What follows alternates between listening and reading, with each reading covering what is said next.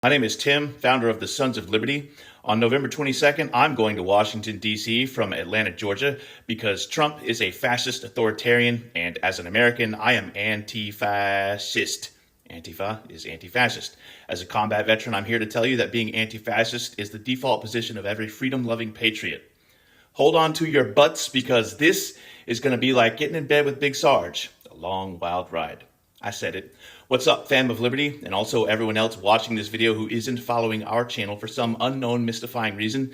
It's your boy, Big Sarge, sometimes also known as Admin Tim, the admittedly foul-mouthed founder of the Sons of Liberty social media organization that's been steadily enraging MAGA fuckface ass clowns since 2015. If you saw us out in the streets at a protest for the first time or you're new to our channel, I know what you might be thinking, so let me go ahead and spell it out for you.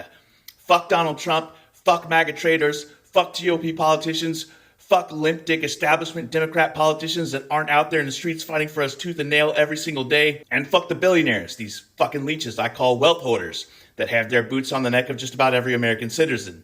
Neither this channel nor its comment sections are a safe space for bootlicking simps for a wannabe king, a Russian asset, 34-time convicted felon, adjudicated rapist, Wish.com fascist oligarch, failed insurrectionist, failed businessman who has multiple bankruptcies and failed business ventures, a wannabe authoritarian tyrant, a self-confessed lover of very young girls, an admitted sexual predator, and, same person, a guy who was best friends for over a decade with convicted pedophile Jeffrey Epstein.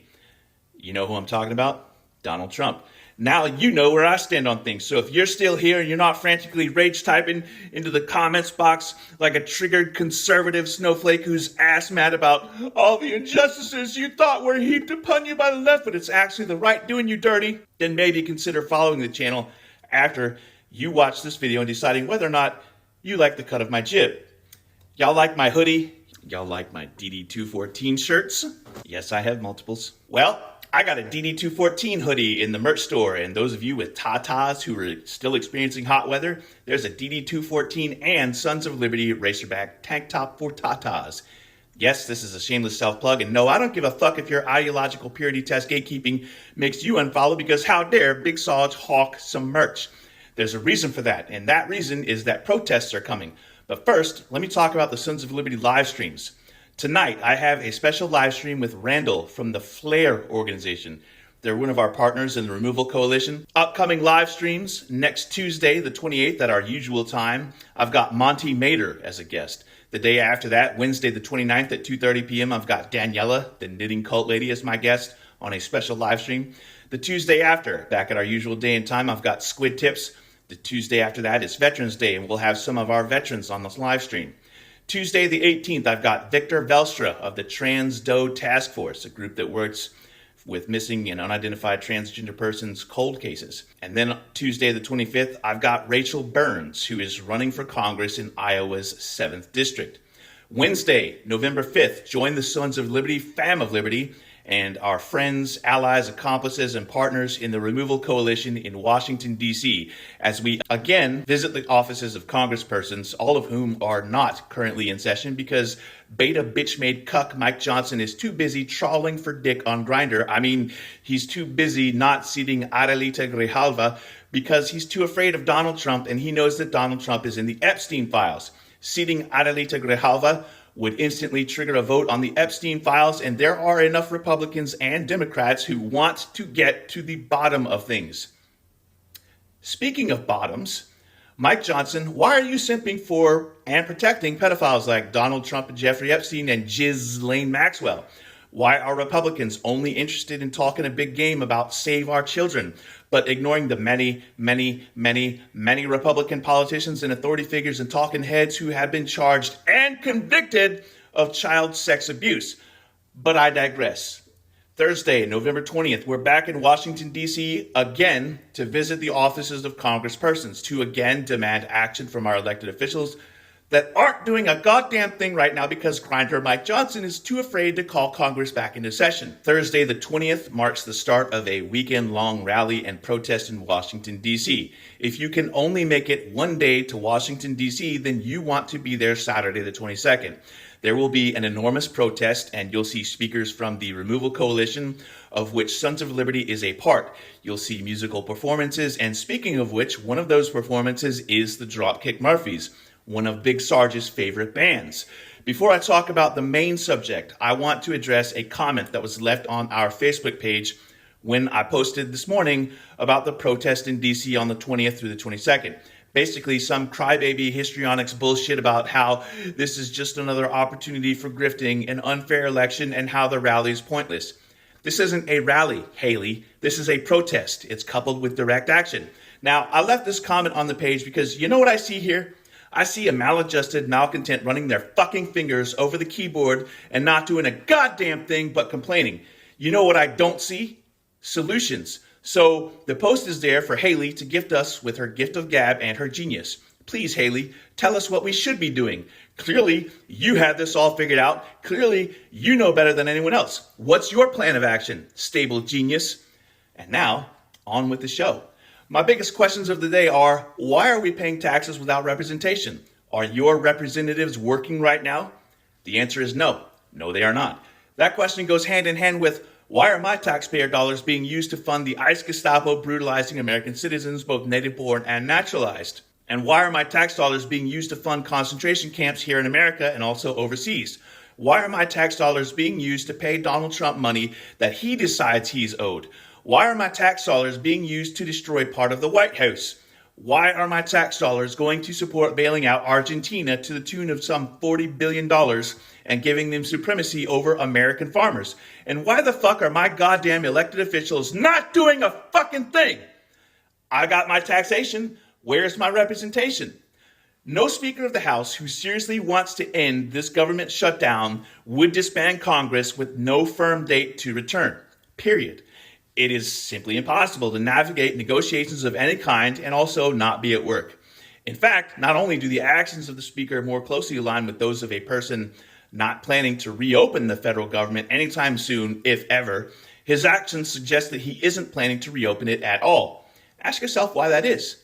Because Donald Trump is in the Epstein files and reopening congressional sessions would require him to seat Adelita Grijalva, which would give Congress the necessary votes to call a vote on the Epstein files, which even Republicans like Margarine Trader Greed wants to see. Never before has a speaker kept the House out of session for this long during an active shutdown. The House has been in continuous recess for weeks, not holding even pro forma sessions. Never before has a speaker used congressional recesses as leverage to halt all legislative business during a national funding crisis. Republican Speaker Johnson's open-ended congressional recess is being used as a shield from responsibility rather than as a negotiation pressure tactic. That's entirely new. No speaker in American history, Democrat or Republican, has refused to seat a duly elected and certified member because of a shutdown, recess, or fill-in-the-blank excuse. Actually, that's not entirely true. They did refuse, back in like 1967, they did refuse to seat a congressperson, but then the Supreme Court stepped in and was like, no, that's unconstitutional. The Supreme Court decided that was unconstitutional. MAGA, can you fucking hear this? Hello, is anybody in there? Even during the Civil War, both world wars, and the COVID-19 pandemic, members were sworn in and seated promptly. Johnson's delay in swearing in Representative-elect Adelita Grijalva until the government reopens is therefore without modern or historical precedent. Like I said before, ask yourself why that is. Because Donald Trump is in the Epstein files and reopening congressional sessions would require him to seat Adelita Grijalva, which would give Congress the necessary votes to call a vote on the Epstein files, which even Republicans like Margarine Trader Greed want to see. I said all that before. I'm saying it again. No speaker has ever blocked continuing resolutions, or CRs, altogether. CRs are the standard tool to reopen government temporarily whilst negotiations continue. Johnson's refusing to bring any CRs or short-term funding bills forward at all, unless Democrats accept his policy terms, effectively freezes the process and weaponizes the shutdown itself. In 114 years of congressional history, no speaker has ever neutralized the power of the discharge petition through calendar manipulation. By extending recess sessions in order to prevent members from gathering signatures or filing new discharge petitions, Johnson is effectively freezing an essential minority power. It was invented specifically to prevent a speaker from doing what Johnson is doing right now, controlling the floor so tightly that a bipartisan majority can't act. Ask yourself why that is. Epstein. The petition process depends on the basics of a functioning House. It has to meet every few days. The clerk has to be present with the clerk's desk open for signatures. A House in recess has neither, functionally suspending majority rule. Now, even if the majority of the House wanted to act on government funding or transparency, it literally cannot because the Speaker's recess schedule makes democracy procedurally impossible. No speaker has ever paused virtually all committee activity, including investigations unrelated to appropriations, because that dismantles one of the foundational doctrines that America was founded on, our system of checks and balances. Oversight is Congress's core check on executive power. Under Article 1, Congress has both appropriations, the power of the purse, and oversight, the power of inquiry. When oversight is frozen, the executive branch effectively operates without scrutiny and without fear of subpoenas, negative testimony, or being compelled to produce any necessary documentation, the executive branch being Donald Trump. This reduces government accountability. Agencies, like ICE, can act without fear of being questioned by committees like Oversight, Judiciary, or Homeland Security. Inspectors general, whistleblowers, and watchdogs all lose their main allies in Congress. Whilst the freeze continues, the executive branch, that is the president, becomes functionally unchecked, a condition that the founders explicitly tried to prevent. No speaker in American history has skipped pro forma sessions because doing so effectively causes the House of Representatives itself to stop existing as a functioning body for that period. In modern history, the House and Senate always hold pro forma sessions during recesses and shutdowns. They often appear silly, like just one single person in Congress sitting there doing something. But in doing so, they guarantee that Congress is never fully adjourned, even during a recess. With the House shut down, the public loses its ability to monitor its government, and the government loses the ability to monitor itself. Under Article 1 of the Constitution, the House of Representatives exists not merely to legislate, but to serve as the people's check on an unruly executive. It is the constitutional barrier through which every act of presidential power must pass for scrutiny. When that barrier is suspended, even briefly, the balance between the branches tilts. The executive no longer faces a co-equal body capable of restraint, only a silent one. When the person controls the calendar absolutely, Congress stops being a collective body. The House's institutional independence erodes. It ceases to function as a body and becomes an extension of the Speaker's whims.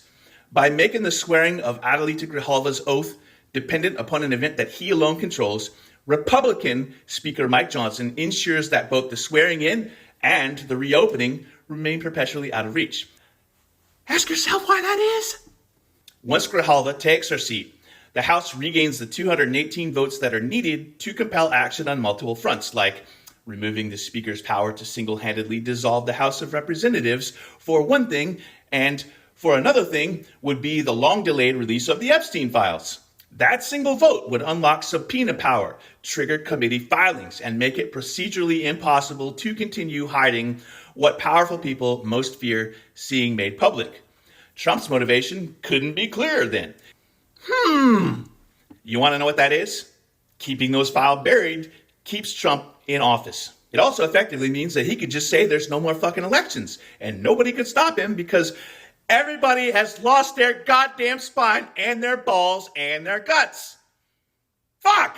Johnson's job is to make sure that the vote that could unearth these files never happens. So the easiest way to do that is to just keep the House itself from ever being active. Keep them dormant. Remember how during the 2024 election, Donald Trump said that MAGA followers would never have to worry about another election ever again?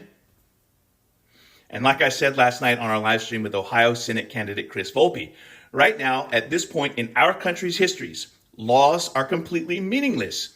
The president ignores every single law, every single House representative, every single senator, every single federal judge, every measure of checks and balances. He does whatever the fuck he wants without regard for the law at all. And apparently so does Congress.